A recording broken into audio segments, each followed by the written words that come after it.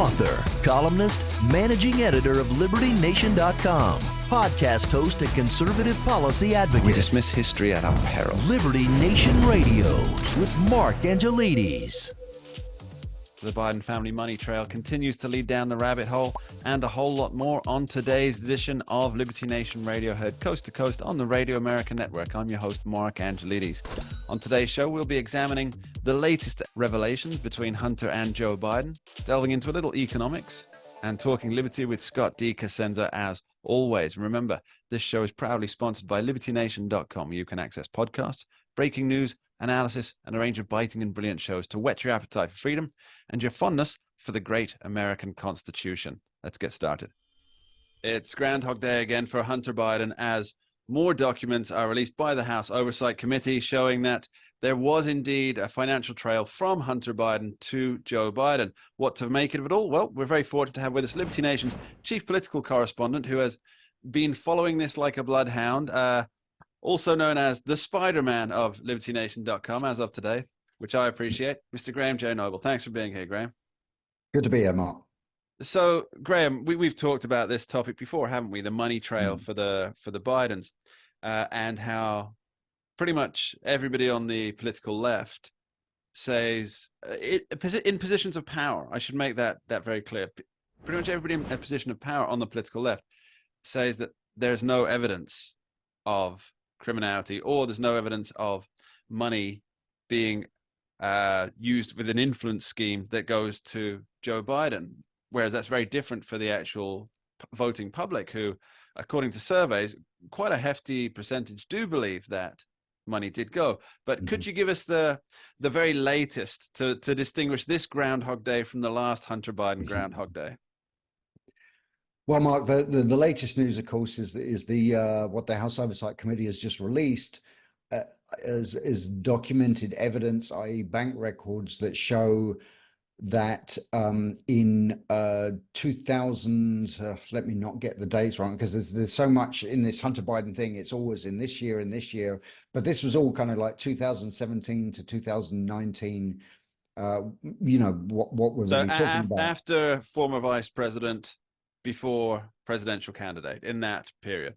Well, yeah, I mean, basically, in terms of the timeline, obviously Hunter Biden was making all these financial deals overseas, and he was influence peddling while his father was Barack Obama's vice president. Yes.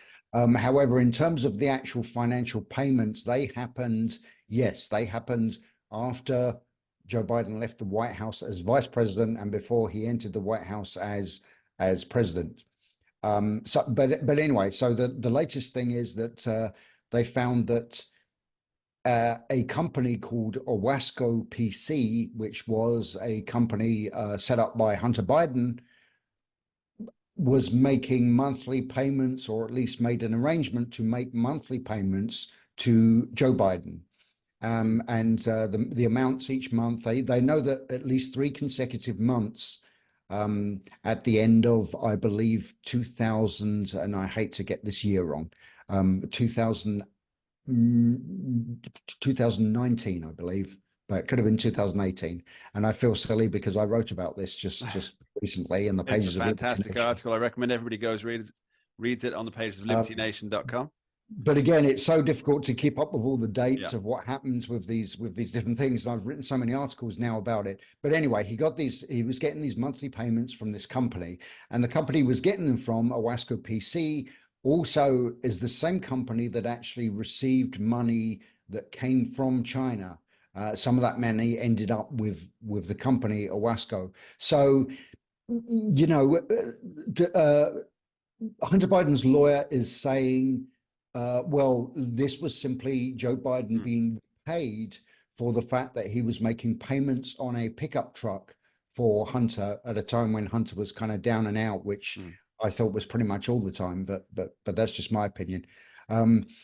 So, there's nothing wrong with this because he was just repaying money that Joe Biden had essentially kind of loaned him, or at least made these payments for.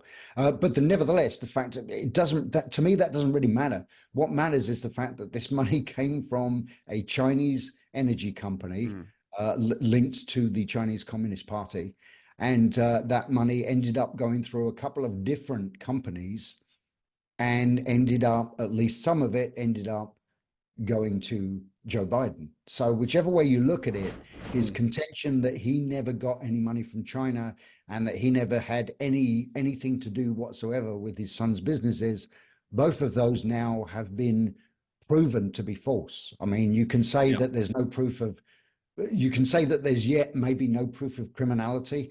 I think even we're getting to the point where that's debatable, but certainly there is proof that what Joe Biden said about his relationship with his son and his relationship with China were both not true.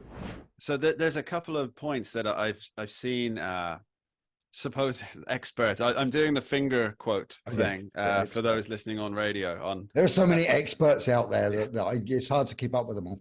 So the points they're making, essentially, in order to poo-poo this latest release from James Comer, the chairman of the House Oversight Committee, are that, firstly, that this is basically Joe being a good father, and he paid for Hunter's truck, and then Hunter paid him back, and that's how it works. Now, I don't know about our listeners out there, but I'm sure many of them do own businesses, limited liability companies, etc., or LLCs, I believe they're called in America.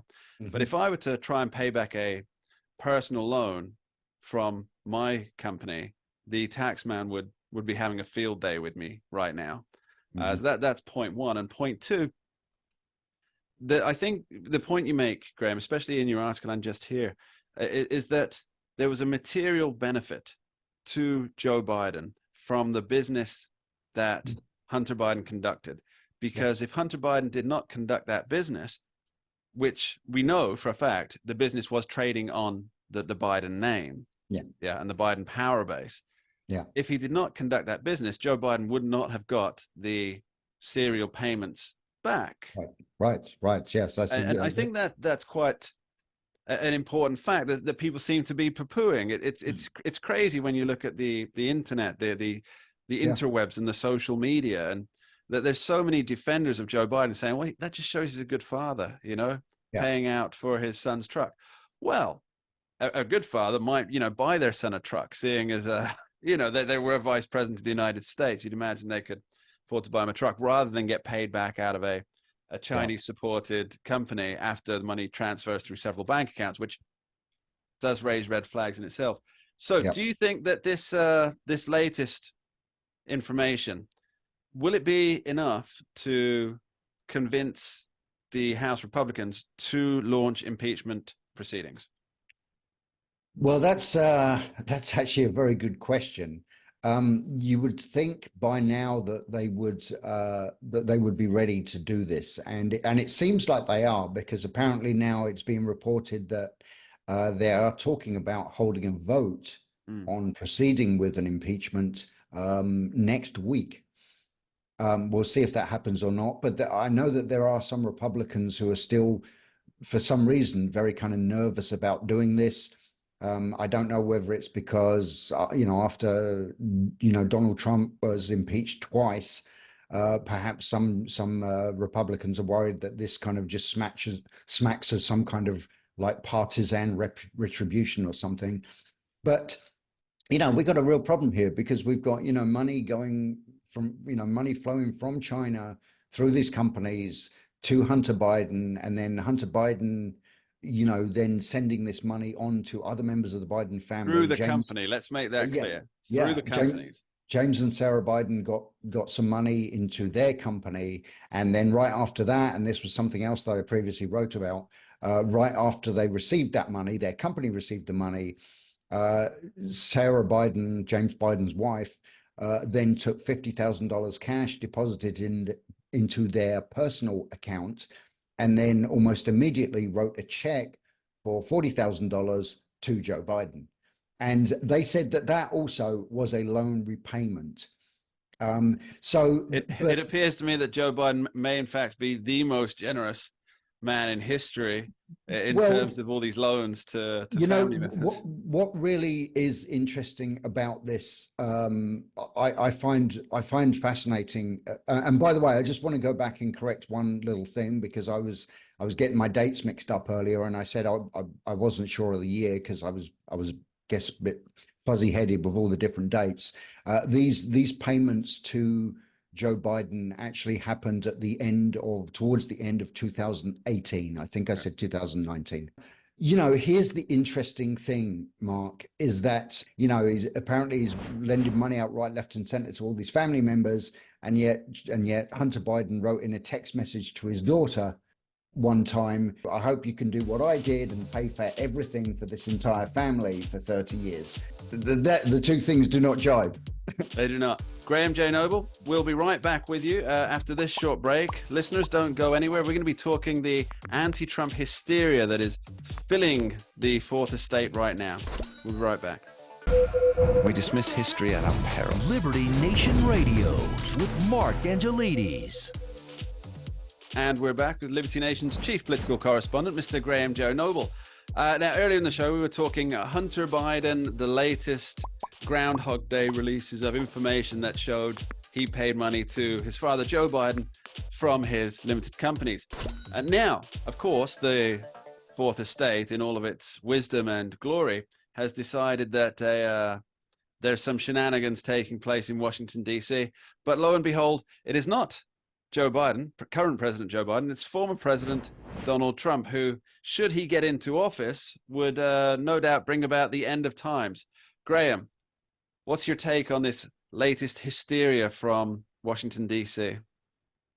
Well, I think pretty much everybody has now realized that the GOP primary race which hasn't yet begun in earnest because we haven't had any primaries yet, but they're not far off. But the thing is, 15th for the first one, for those of you who are paying attention. But people realize that this race is over before it's begun, and that Trump will be the GOP nominee for 2024, and so now they're literally pulling out all the stops, to come up with all the analogies I can. They're throwing everything throwing everything but the kitchen sink against Donald Trump. And believe me, someone would try to throw a sink at him if they could. Absolutely.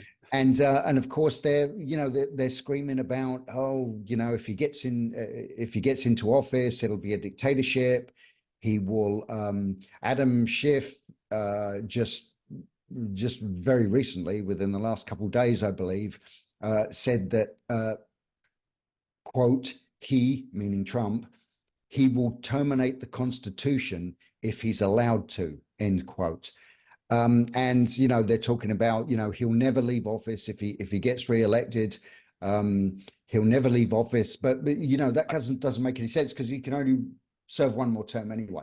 It's not like he can again say at the end of his term, he can't run for re-election and lose and then say, oh, it was rigged, because he can't run again.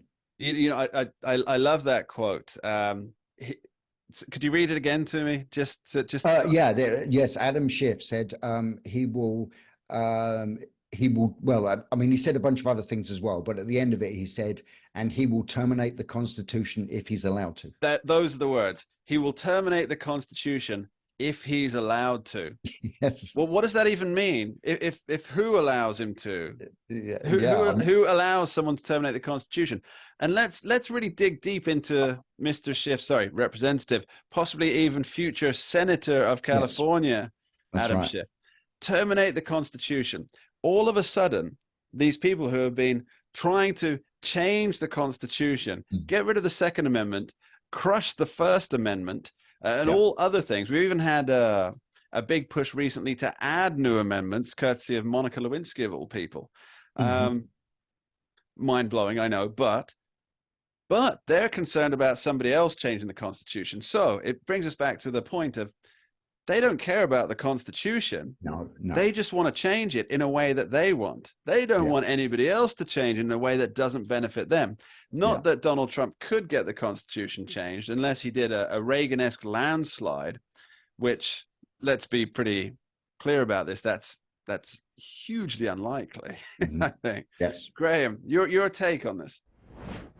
Well, yeah, I mean, it's ridiculous. I mean, just to echo what you said, I mean, the Democrats have not for years shown the slightest bit of respect for the Constitution.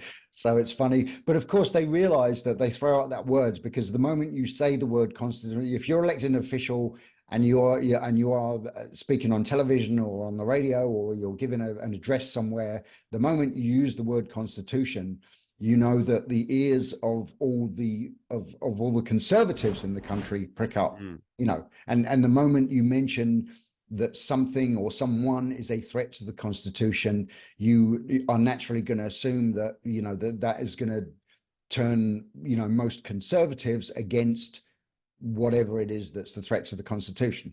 But most conservatives know very well that if there's a threat to the Constitution that exists today, it is the Democratic Party.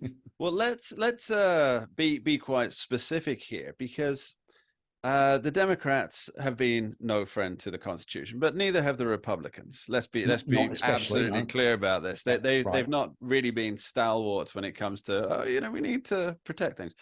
But what if you think about the very definition of what I would say are the factions that exist outside of the party? They're contra-party factions, if I might. And you've got conservatives, as you were just saying, and these are the ones that really listen out for somebody said the word Constitution. It's like squirrel to a hunting dog.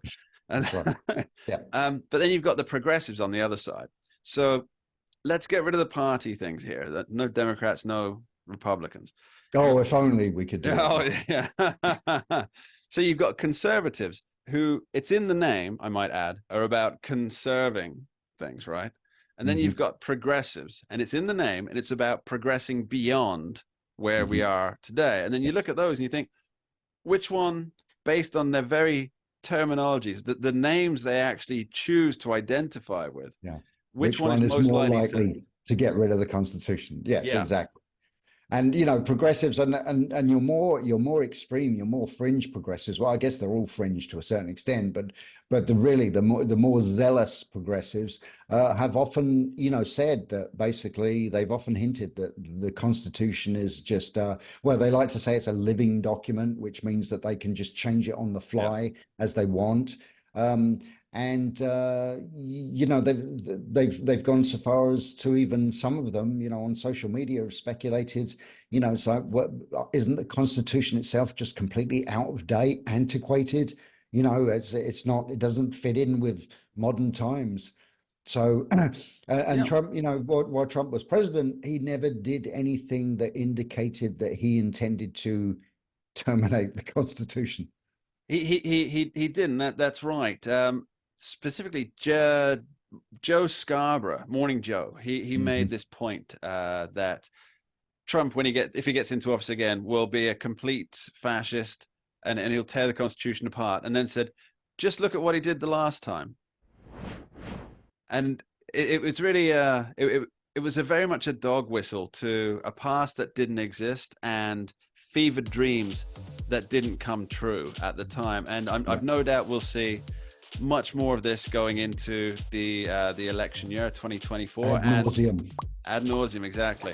And Graham J. Noble will be writing about it on the pages of libertynation.com. Graham, thank you ever so much for being here. Thanks a lot, Mark. It's a pleasure. We dismiss history at our peril. Liberty Nation Radio with Mark Angelides. Joe Biden's social media team has been all a Twitter, one might say, on X this week, as they have put out numerous posts regarding economic positions of the president. But just how accurate are they? And what on earth are his team thinking? Well, we're lucky to be joined by Liberty Nation's Economics Affairs editor, Mr. Andrew Moran, to figure out just what has been going wrong in the digital village. Andrew, thanks for being here. Thank you for having me. It's been a long time since I've been on your show.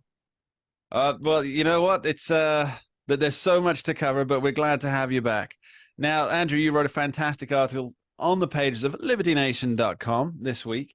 And the things that stuck out to me really were the tweets that Joe Biden's team has been putting out, or X posts, sorry, rather than tweets, that Joe Biden's team has been putting out.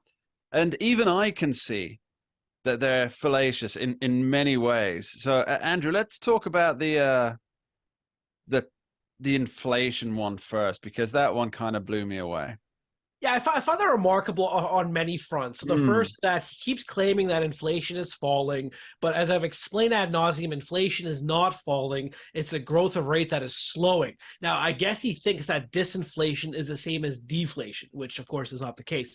The second part that I found most fascinating is that he's actually advocating for corporate America to commit collusion. Now, as I noted in my article, the typical statist or the FTC regulators even, they have three ways to look at the economy. If prices are falling, it's collusion. If prices are rising, it's price gouging. If prices are not going anywhere, then there's a lack of competition in the economy. So that's his. So he wants businesses to collude, but only for his political objective. Now, what I'd love to do, Andrew, is dig a little bit deeper into this, because I know many of our listeners and viewers will know precisely how this works, but maybe not everybody understands the intricacies of it. So Joe Biden, he tweeted out, let me be clear to any corporation that hasn't brought their prices back down, even as inflation has come down. It's time to stop the price gouging. Give American consumers a break, end quote. Now, so the first part of that is he's saying that the prices aren't coming down in the stores, even though inflation has come down. Now, I'm not an economist and I don't play one on TV, Andrew, but my understanding is what he means, well, what he's not saying is that inflation, let's say, for example, last month inflation was 4% and this month it's 2%. Now, that doesn't mean that the price increases have dropped in half. What it means is that after 2 months, it's gone up 6%, rather than it's actually gone down. It hasn't gone down. So it's created a price. Let's say, for example, January added $1 and then February added another 50 cents on there because it was 4%, then 2%. So there's no going back. It's just that the rate of growth has slowed. Is that correct? That is accurate. Also, the economy has many parts. There's many products within the U.S. economy. So let's use beef as an example. Food prices have eased from I think to around 5%, but beef prices are growing exponentially on a month-over-month basis, and even it's starting to come back up again on a year-over-year basis. So there isn't a hegemony of one company. There's companies operate different sectors and have different price increases, different input price pressures. You see that constantly on the purchasing managers indexes from the S&P Global or the ISM. Yeah. So Joe Biden is ignoring all those, or at least his team who puts out these tweets is ignoring those. Yes. And then yes. Then the second aspect is he's taking this. Now, let's be clear here. Inflation hasn't come down, so that is a lie when he says the words inflation has come down. Inflation hasn't come down. That's a lie. But then he's using that lie to excoriate the companies and he's accusing them of price gouging. That's just desperately unfair. They're not price gouging. They're dealing with the inflation that's caused by Joe Biden's policies. Is that? Yes, and I also can't stand the term price gouging. So I produced a chart that was not published on Liberty Nation, but you can find it on Liberty Nation's X account, and it looks at the egg prices as an example of this. So egg prices have ebb and flow. There's been peaks and valleys of egg prices. So when it goes up, does that mean all these egg producers and supermarkets are price gouging? If it goes down, are they suddenly not greedy anymore? Are they not participating in greedflation? So prices go up and down, and I guess depending on who's in office or what the political end game is, it's always either one party is greedy or if it goes down, then we got to completely ignore it. So there's so much to dissect and digest when it comes to the economic inanities emanating from the White House. I want to get your just like one other one that the Biden tweeted. The tweet about the billionaire. We'll get to that one shortly, Andrew. That's my favorite one. So I want to just check here that my understanding is complete. He tweeted this out, so that means one of two things, and please tell me if there's a third option. One, either he or whomever made that X post is purposely trying to confuse the American people so Joe Biden looks better, or they don't understand what inflation is. And I can't think of a third option, but either of those two is quite worrying to me. Is there a third option? Well, I think one is probably more accurate because, yes, we make fun of a lot of those people, but I think, like Janet Yellen, for example, she's a smart lady. She knows better. She knows. I don't think she actually thinks that inflation is really falling. But number one, yeah. But if at the same time, a lot of these posts that come from the White House or the Biden account, they receive a lot of community notes where they're fact checked in front of a million people. Yeah. Okay. Let's get to the one that you love, and now this is about this is the Biden team tweeting out. Excuse me on this quote: "A billionaire minimum tax of just 25% would raise $440 billion over the next 10 years. Imagine what we could do if we just made billionaires pay their taxes like everyone else." End quote. Andrew, give it to me. The best part of that tweet was over the 10-year period. So you're raising $440 billion, and that's government estimate. That's a government estimate. So it's probably half of that number. But let's say $440 billion is the accurate number. $440 billion over 10 years. Do you know how much the White House projects cumulative deficits will be over that same span? $17 trillion. So you do the math, $440 billion out of $17 trillion. That obviously you have to know that revenue is not the problem in Washington. Less than 3%, I believe that covers. By the way, it's absolutely absurd to me how they think this is a realistic effort. Even if, let's say, you have 100% billionaires tax, that still doesn't cover these deficits at all. Not to mind you the consequences that result in the broader economy. But just if there isn't at all, you just have 100% billionaire minimum tax that would not keep the doors of Congress open for very long. No, it's the idea that you could tax billionaires at a rate that wouldn't make them leave the country and leave the economy entirely. I mean, they pay their fair share, don't they? They pay the same as everyone else on a graded scale. Yeah, so the top 1% of the country of the United States pays about half of the federal taxes in the United States. You go about 10%, they pay about nearly all of the taxes in the country. So overall, the rich, this thing has been bothering me I've been writing about it for years, and the rich do pay their fair share.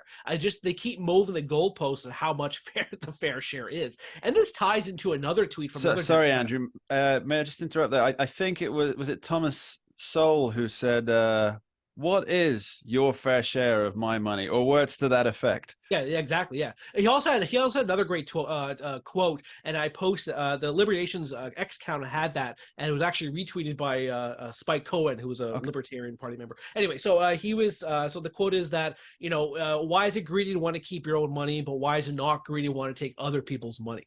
That's not a great quote. That is a great message there. And one final one for you, Andrew. I believe there was a tweet by Ro Khanna, Californian Democrat Rep. Ro Khanna. Yeah, he said that the budget deficit in the United States was caused by Reagan tax cuts, Bush tax cuts, Trump tax cuts, and Bush's foreign wars. Now, the foreign wars is accurate, but the other tax cuts are not. If you look at the data, which you can go on Liberty Nation's X account, it shows that when these tax cuts were implemented, the U.S. government had greater revenues, greater federal receipts, and that's known as a Laffer curve. So yeah, so tax cuts lead to greater federal revenues. The problem is government spending. That's always been a problem. That will be the problem in perpetuity. Andrew Moran, thank you ever so much. Thank you for having me. We dismiss history at our peril. Liberty Nation Radio with Mark Angelides. With Joe Biden and his team hinting at a wealth tax, the first question that has to spring to mind is one, is he crazy? Number two, is it constitutional? Well, we're very fortunate to be joined by Liberty Nation's legal affairs editor, host of the excellent Uprising podcast, Mr. Scott D. Cosenza Esquire. Thanks for being here, Scott. Always a pleasure, Mark. Thank you. So, Scott, the Supreme Court is hearing a case that will, at least tangentially, if not directly, impact whether Joe Biden and his fellows in Congress can implement a wealth tax on the American people. Could you give us the outline on that, please? It has the strong potential to do that, Mark. It's called Moore v. United States, and it involves whether or not the United States can tax a couple who invested in an Indian company in the country of India. They never took a dividend or got a payout. They got some reinvested dividends, for lack of a better term. Because the company made profits, but it never dispersed those profits to any of the owners. Now, because they owned more than 10% of that company, they fell into a kind of bucket that was created with the 2017 Republican tax bill. You may recall there were lots of stories in the news about Apple and other big companies hoarding cash overseas. I think Apple at the time had like 250 billion that they were trying to get them to repatriate. So they cut the taxes way down and said, you have to bring this money back. Well, the problem was they attributed the income from 2006, the previous 10 years, to the Moors, and said, not only you have to pay that income on those basically dividend reinvestments that we're going to call disbursements. And they sued and said, you can't do this because it doesn't affect a direct tax, and it's not authorized by the 16th Amendment. Right. Explain 16th Amendment very quickly for us. Well, okay, this gets really into the weeds, and it's difficult for me to understand. Just briefly then, the 16th Amendment was the mechanism that allowed Mark, please, income tax. Let me try to get through it. I did spend the time to try to get through it. I just mean that unlike many other constitutional issues that I have really kind of immersed myself in throughout my life, I haven't immersed myself in this one. So, but there are ways that the federal government may tax people. A direct tax on their income, though, was not authorized by the Constitution, which is what required the 16th Amendment. Before that, they tried income taxes, and the Supreme Court said, no, you don't get to pass that tax unless you do what's called an apportionment, because the Constitution requires that any direct tax be apportioned among the states. What that means is basically it has to be equal in a way that would mean, like, for instance, real estate taxes would have to be identical, whether it's in rural Wyoming or Manhattan or Mar-a-Lago, for instance. And so that's why there's no federal real estate tax. So the taxing authorities desperately want it to not be considered a direct tax by the courts, because if it does, it kind of scuttles their hopes and dreams to suck all our money into their pockets. Okay, now how does this play into Joe Biden's oft-touted discussion on a wealth tax? Well, I think it's always important for Americans and all human beings on the earth to remember that these politicians desperately want our money. Yes. That's what they want more than anything else. That's why they get to power. That's why people put them in power, is for them to give them access to our money. And so that's all it is. It is, whether you call it, to me, it's the same thing as this. I see in the news a bunch of this global carbon tax. Yeah. Just an excuse to get their hands on more and more of the people's we can money. save the planet from the climate. All it takes is your tax dollars. Yeah. So lower that thermometer right down. Absolutely right. So essentially, if this case, Moore versus United States, if the Supreme Court rules in favor of the Moors, then that will essentially create not a mild precedent by which any implementation of wealth tax that gets challenged in the courts, it will be seen through that lens. Is that about right? I'm smiling, Mark, because the ruling will be what the ruling will be, meaning they may rule any number of ways which don't implicate that as a precedent. The potential, though, is there, and it rarely is. And that's what's generating all this interest. The potential is there for the Supreme Court and for the conservative 6-3 bloc that is now present on the court, thanks to Donald Trump's appointees, for them to basically assert that in language that would basically be a death knell for a wealth tax by calling it a direct tax and saying it's not authorized by the 16th Amendment. Yeah, so this could be a big blow to the administrative state. Now, that actually ties in, because last week we talked about the Jarczy case, and that was before the oral argument. Now we're post-oral argument. Anything new on the Jarczy case? It was a 2-hour oral argument. So the court gave the case, really, it doesn't go longer than 2 hours usually, Mark, except for maybe of course, why would a constitutional issue take more than 2 hours to figure out? Yeah, well, absolutely. You know, it's funny, because of my experience visiting the court as a reporter this year for the first time, I was surprised at the number of people who were really shocked at how brief the oral argument sessions are. Maybe some people don't understand that, there's the principal work of getting the facts down is done by the trial courts. And then after that, it's briefed to an appellate court, and then that's sort of further distilled through briefing to the Supreme Court. So it's not like there's witnesses or anything like that. It's just the attorneys making their case. But in any case, it was 2 hours long, a thorough examination of the issues. I wasn't able to really kind of think of any, that's a clue that Justice so-and-so is not going to do what we might think they'll do. I don't have that kind of tea leaf reading ability, but in any case, that I don't think it came out either, confident for one side or another through the end of oral argument anyway. Okay, and I believe there's another case that coming up next year that impacts the administrative state as well. Mark, that is the Chevron deference case. That's the Chevron deference. The elephant in the room. Loper Bright Enterprises is the name of that case, which will be heard in January. Let me see if I can remember this one, Skux. We have discussed this before. I think when they were announcing that it was going to be heard, and the Chevron deference is it's the deference towards an agency essentially making its own rules and regulations. A federal. Well, is that right? You've just sweetened it a little bit with an anti-government kick, which I don't mind. That doesn't sound like me, Scott. Not quite as accurate as we might be, which is to say that it's a deference to agency interpretation of legislation and rules. If you ask any dance major, Scott, interpretation is everything. I've not met one that I'm aware of. So no, me neither. Keep that in mind.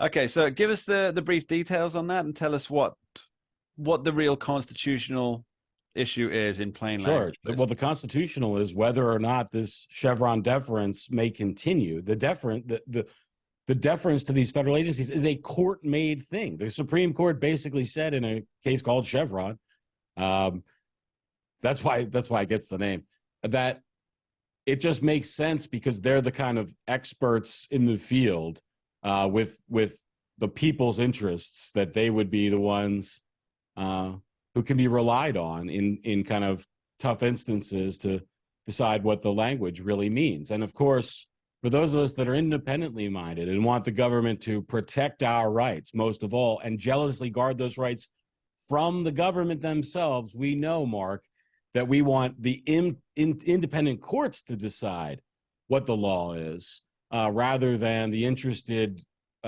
parties who, are charged with enforcing that law. There's a reason why that tension was built into the Constitution to begin with by the founders. So this deference, this actually applies to every agency that has rules that are to be implemented. So this, depending on how this case goes, this could lead to a complete overhaul of every federal agency in the way in which they accept the interpretation of the permitting of their rules. I think you should Does that make sense? I think you should stop while you're behind. Sure. Let me do it for you. Please. What this could do is require federal courts to examine the language of laws and regulations and come to their own independent conclusions as to what they mean. And the independent and the agency conclusion be damned. And so the people benefit because they get a second bite at the apple of maybe this regulation doesn't mean I have to not farm my back 40 because it's a wetland or any of the other kind of right, yeah. And the people said hallelujah. Scott D. Cosenza, maybe. Thanks ever so much for joining us. Cheers. And that's just about all we have time for on this week's special edition of Liberty Nation Radio, heard coast to coast on the Radio America Network. I've been your host, Mark Angelides. I'd like to take a moment to thank our guests on this week's show, Graham J. Noble, Andrew Moran, and Scott D. Cosenza, who joins us each and every week, for those of you who are regular listeners. And of course, you regular listeners, I would really like to thank you for taking the time, for coming along and joining us here today. Remember, libertynation.com, the home for free thinking and free speech. We dismiss history at our peril. Liberty Nation Radio with Mark Angelides. Don't get caught up in the media madness. Join our movement for free thinking and free speech at libertynation.com. Publishing news and analysis 24/7 with original articles by our team of authors who tell it like it is. Join us each week for online TV shows, The Uprising Podcast, and Liberty Nation Radio. We believe in free thinking and free speech. We are LibertyNation.com.